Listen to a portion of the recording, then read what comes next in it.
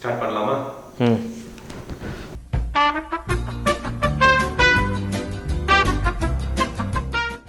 இந்த வீடியோ எதை பற்றி இருக்க போகுது அப்படின்னா, காலகாலமாக நியூ இயர்னு வந்துட்டா ஒரு வீடியோ மறக்காமல் வந்துடும். எஸ், இந்த வருஷத்தில் சிறந்த 10 தமிழ் படங்களை பற்றி நம்ம ஒன்று ஒன்றா பார்க்க போகிறோம்.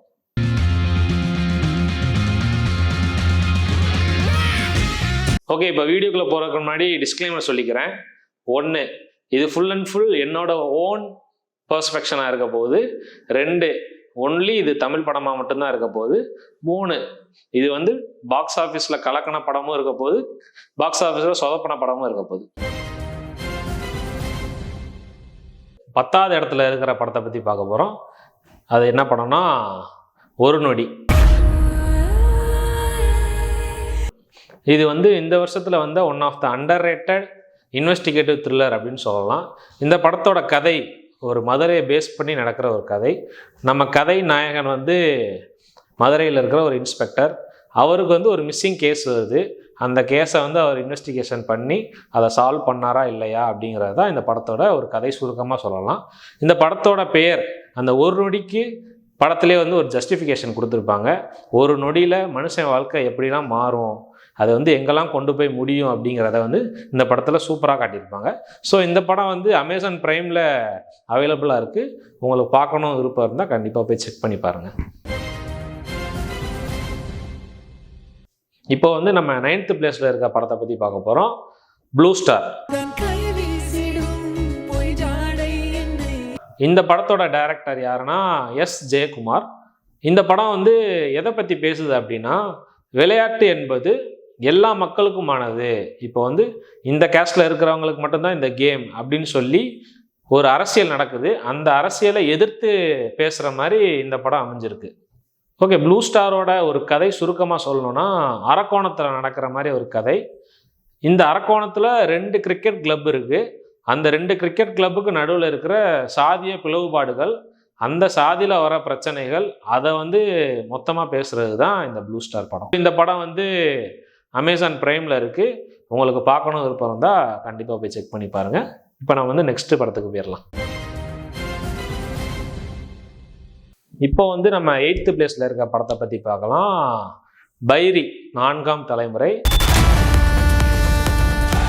இந்த படம் வந்து ரிலீஸ் ஆனது வந்து மோஸ்ட்லி நிறைய பேருக்கு தெரிஞ்சிருக்காது. இந்த படத்துடைய கதை என்னன்னா, நாகர்கோயில் கன்னியாகுமரி அதை சுற்றி தலைமுறையாக புறா வளர்ப்பு, புறா பந்தயம் அப்படிங்கிறத பேஸ் பண்ணி எடுத்தப்பட்ட கதை தான் இந்த பைரி. ஸோ இந்த படத்தோட டைரக்டர் வந்து ஜான் கிளாடி. இந்த படத்திலே அவர் ஒரு ரோல் பண்ணியிருப்பார். கண்டுபிடிச்சு நீங்கள் வந்து கமெண்ட் செக்ஷனில் சொல்லுங்கள்.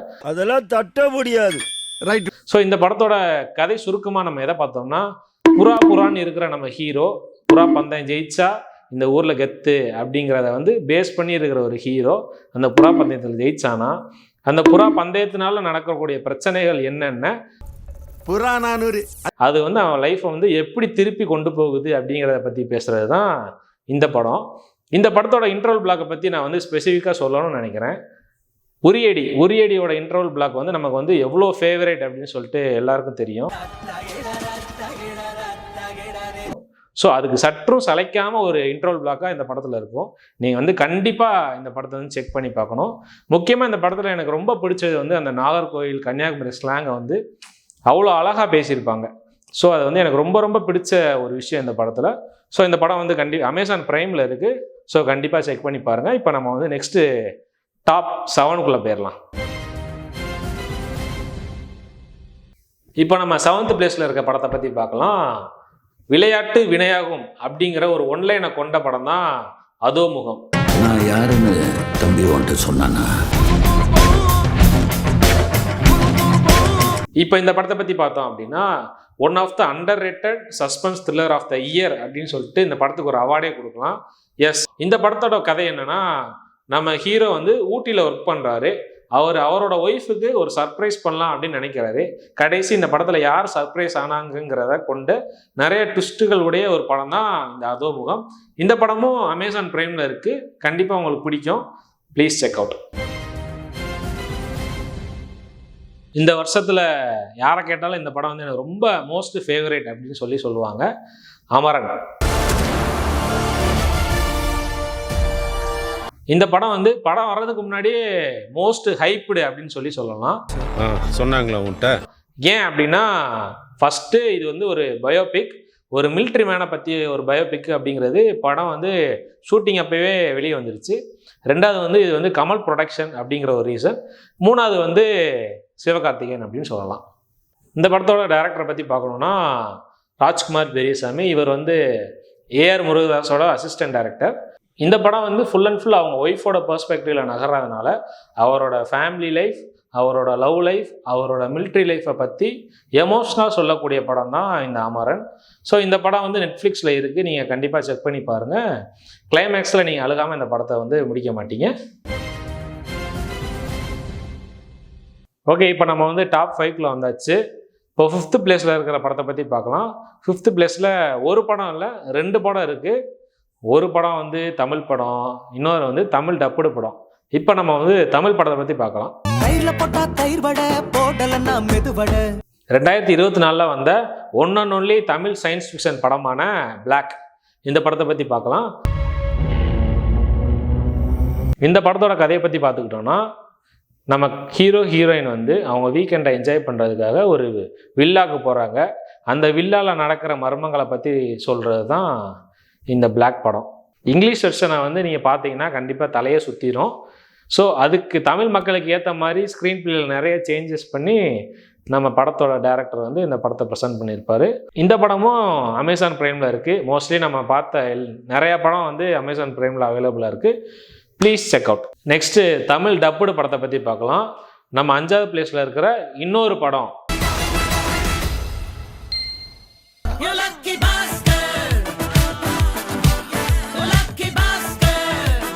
S lucky Bhaskar. இது வந்து ஒரு தெலுங்கு படம். இது வந்து தமிழில் டப்பாகி தான் வந்துச்சு. அந்த காலகட்டத்தில் நடந்த ட்ரேடிங் ஸ்கேம், பேங்கிங் ஸ்கேமை பற்றி டீட்டெயிலாக சொல்லக்கூடிய படம் தான் lucky Bhaskar. How lucky he is அப்படிங்கிறத டிஸ்கிரைப் பண்ணுறது தான் இந்த லக்கி பாஸ்கர். ஸோ இந்த படம் வந்து இந்த வருஷத்தில் வந்து one of the best Telugu Tamil ஃபிலிமாக சொல்லலாம். 4th பிளேஸில் இருக்க படத்தை பற்றி பார்க்கலாம். இந்த படத்தை வந்து நான் கண்டிப்பாக 6th பிளேஸில் வச்சுருக்கலாம். ஆனால் 4th பிளேஸுக்கு வச்ச ஒரே காரணம் வந்து இந்த படத்தோட ஹீரோ. அப்படி என்ன படம் அப்படின்னா வாழை.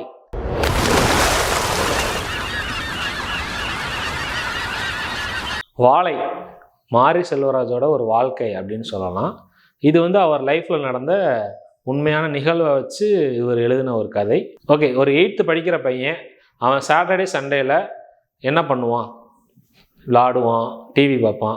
இந்த எதுவுமே இல்லாத ஒருத்தன் வறுமை நிலை காரணமாக வாழைத்தார் சுமக்க அனுப்பப்படுறான்.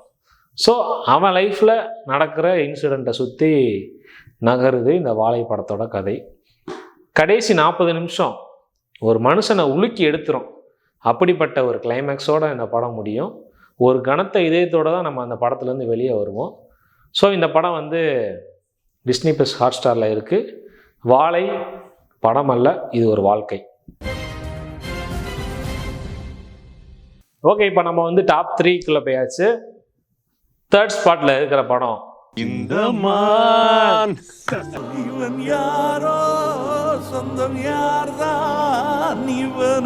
எஸ் மெய்யழகன்.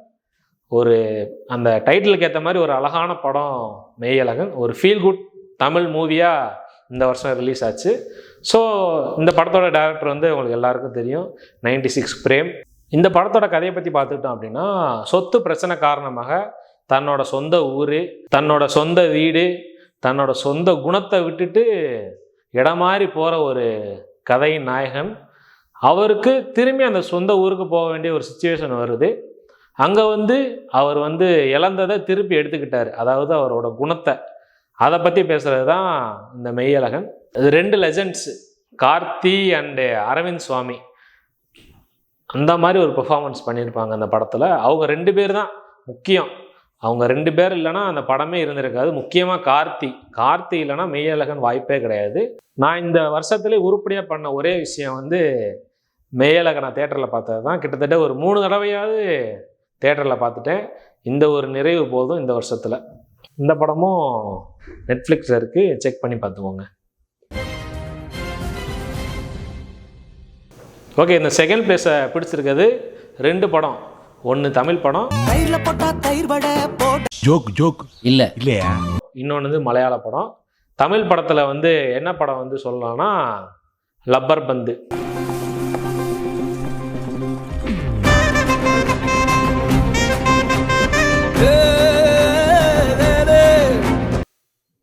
இந்த வருஷத்தில் வந்து ஒரு பெஸ்ட் என்டர்டெய்னர் அப்படின்னு சொல்லி இந்த படத்தை சொல்லலாம். இந்த படத்தோட டைரக்டர் வந்து தமிழரசன் பச்சைமுத்து. இது வந்து அவரோட ஃபர்ஸ்ட் படம் இந்த லப்பர் பந்து. ஸோ இந்த படத்தோட கதை என்னன்னா சிம்பிள், ஈகோ கிளாஷு. ஒரு 2 கிரிக்கெட் பிளேயர்ஸுக்கு நடுவில் நடக்கிற ஈகோ கிளாஸு, அதுவும் ஒரு பவுலர் வெர்சஸ் ஒரு பேட்ஸ்மேன். இந்த ஈகோ கிளாஸ் வந்து ஈஸியாக நம்மளால் கனெக்ட் பண்ணிக்க விட முடியும். அதனால தான் இந்த படம் வந்து மாபெரும் வெற்றி இந்த வருஷத்தில் பெற்றிருக்குன்னு நான் சொல்லலாம். ஈகோ கிளாஸ் ப்ளஸ் அவன் வந்து ஒரு மாமனார் வெர்சஸ் மருமகன்கிற ஒரு பிளேவும் நடக்கும் இந்த படத்தில். ஓகே, ஒரு நல்ல ஸ்போர்ட்ஸ் படம் வந்து நமக்கு என்ன விதமான ஒரு தாக்கத்தை கொடுக்கும் அப்படின்னா, படம் முடிச்சுட்டு போனோடனே ஒரு கிரிக்கெட் விளாடணும், இல்லை ஒரு ஃபுட்பால் ஆடணும் அப்படிங்கிற ஒரு ஆசையை தூண்டுற லெவலுக்கு தான் ஒரு ஸ்போர்ட்ஸ் படம் இருக்கணுங்கிறது தான் என்னோட ஒரு கருத்து. அந்த மாதிரி இந்த படம் இருந்திருக்கும். ஒரு கல்லி கிரிக்கெட்டை வந்து அவ்வளோ விறுவிறுப்பாக கடைசி வரைக்கும் என்ன ஆகும் அப்படிங்கிற லெவலுக்கு கொண்டு போனதில் one of the best sports படமாக சொல்லலாம் இந்த லப்பர் பந்தை. அந்த ஸ்பெஷல் மென்ஷனான மலையாள படத்தை பற்றி பேசலாம்.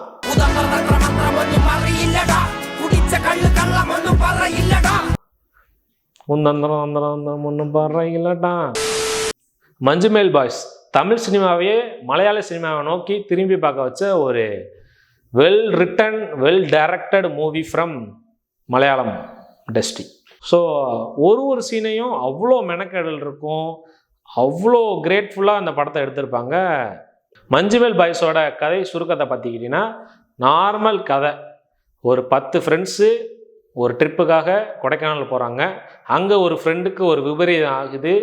அந்த ஃப்ரெண்டு உயிரோட வந்தானா, அதுக்கப்புறம் அந்த ஃப்ரெண்டுக்கு என்ன ஆச்சுங்கிறத பற்றி பேசுகிறது தான் இந்த மஞ்சுமேல் பாய்ஸ். இதில் ஒரு ட்ரிவியா என்னென்னா, இந்த படமும் ஒரு ட்ரூ இன்சிடெண்ட்டை பேஸ் பண்ணி எடுத்துக்கப்பட்ட ஒரு கதை தான் Manjummel Boys. Okay, top 1 movie of the year.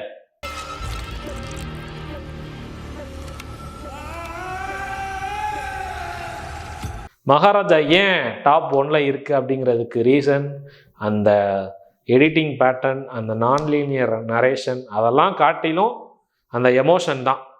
அவங்க அப்பாவுக்கும் மகளுக்கும் நடுவில் இருக்கிற அந்த எமோஷனால தான் இந்த படம் வந்து இந்த பிளேஸில் இருக்குது. ஸோ இந்த படம் வந்து ஒரு எக்ஸாம்பிளாக இருக்குது. ஒரு மல்டி ஸ்டாரர் தான் ஒரு படம் ஒரு 1000 கோடி அடிக்கும், ஒரு ஸ்டார் கேஸ்டிங் பெருசாக இருந்தால் தான் ஒரு 1000 கோடி அடிக்குங்கிறதெல்லாம் இல்லாமல், நீ கதை இருக்கா, நல்ல ஸ்க்ரீன் பிளே இருக்கா, அது போதும். இப்போ வந்து ஜப்பான், சைனாங்கிற அந்த மாதிரி ஊர்லலாம் பொழந்துக்கிட்டு இருக்கு நம்ம தமிழ் படம். இதை வந்து நம்ம காலரை தூக்கி விட்டுட்டு சொல்லலாம். என்னதான் 1000 லியோ 1000 ஜெயிலர் வந்தாலும் மகாராஜா மாதிரி ஒரு மேஜிக்கை வந்து இதுக்கப்புறம் வந்து கண்டென்ட் ட்ரிவன் படம் தான் இந்த லெவலுக்கு போய் சேருங்கிறது எங்களோட தனிப்பட்ட கருத்து. இந்த படத்துக்கு வந்து கதை சுருக்கம் தேவை கிடையாது. நீங்கள் பிளைண்டாக போய் இந்த படத்தை பார்க்கலாம். இந்த படமும் நெட்ஃப்ளிக்ஸில் அவைலபிளாக இருக்குது. ஸோ இவ்வளோதான் இந்த வீடியோ. நெக்ஸ்ட் வீடியோவில் பார்க்கலாம். தேங்க்யூ.